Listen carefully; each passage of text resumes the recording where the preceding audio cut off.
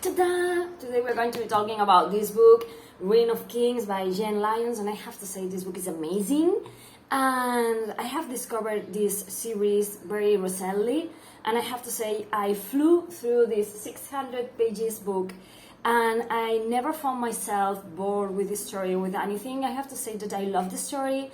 I love all the things of the plot. I love how the story is told in different timelines, like this conversation thing. And I love the characters, and I love the legends, and I love the gods and the demons and the prophecies and the main character and everything. I have to say that this book is very compelling read for me, and I have loved it. It's very, it's epic fantasy, quite dark, because there is some passages in which we're going to find violence and real violence. It's like the author isn't afraid of showing what fighting with swords and with magic could be really like.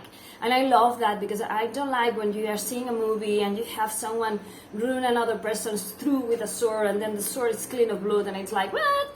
And yeah, I mean, it's like she doesn't show blood and entails just to shock you, but because, you know, in that scene, in that moment, it's what really belongs. And if you have two people fighting each other and they hate each other, they are not going to be hugging and, you know, singing songs. They're going to be fighting and, you know. And I don't want to say much about this book, because I think that the best thing that you can do is enter into it and be surprised by the story. But let's say that there is this kid who's called Kihrin, and he is being raised like...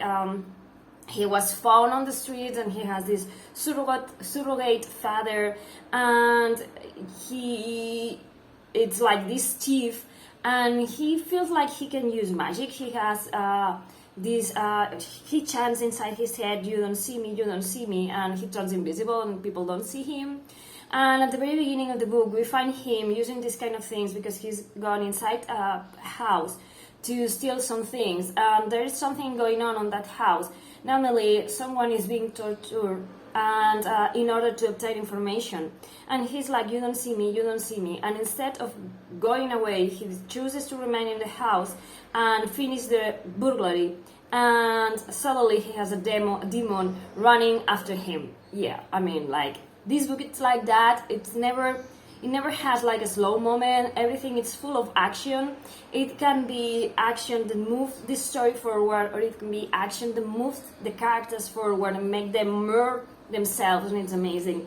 And so we are going to have Kihrin invited to see the palace and the nobles and everything.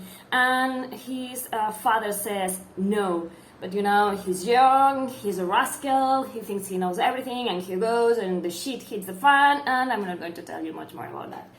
And I love that we have these two different timelines in which we have these interloping chapters in which we have Kihrin as a youngster. At the beginning of this story, as I say, when he goes inside this house to rob something. And then we have this another timeline in which Kihrin is way older and looks like he's in jail for something that he did. And I love that we have these two stories moving at the same time, because it's like it keeps you at the edge of your seat, because you want to know what happened to young Kihrin, but you know what happened to the other one. And you're trying to make sense of everything, because everything is full of clues for you to pick and to see where, you know, when they are referring to someone in the future timeline and you're reading in the past, you know who that person is going to be or who this person is, and it's amazing. And I love that we have these, during the book, we have different annotations, as you can see.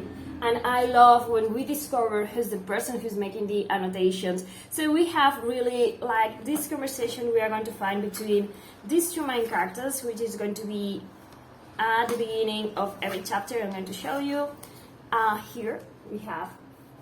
And then we have a story, it can be in the past or in the present, and then we have the story told by the timelines. It's not exactly a story told by the timelines, but a sort of making the story bigger. And yeah, I mean, this book has blew my mind. I mean, it's amazing, and I don't know why everyone isn't rapping about this book, because it's amazing. I mean, amazing. I love the characters. I love how powerful they are, how fully fleshed out they are, how recognizable they are. And I love how they have their shortcomings, their fears, the things they fight for, their own stories.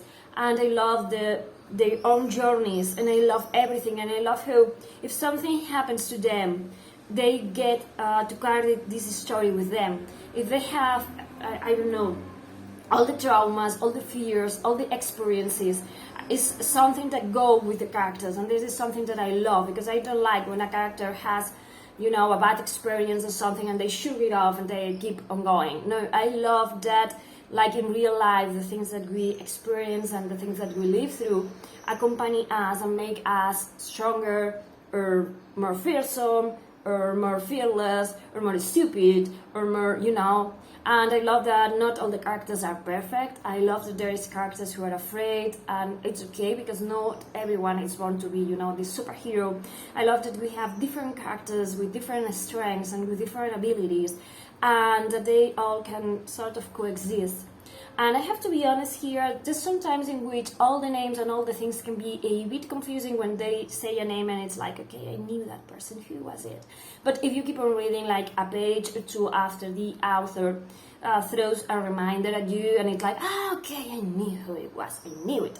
And yeah, I mean, I love everything about this series, and I have to say that I'm really eager to read the second one, because the first one is like, and yeah, I love how the author pulls her punches and leaves you hanging in there, and how you love everyone hanging in there, not because the book is out, it's not, the book is out to conclusive, but I mean that she constantly leaves you hanging in there, wanting to know what's more going to happen, and there's a lot of things that, and inklings in the first book that I want to see expanded, and you know, I love it. So thank you for watching, bye!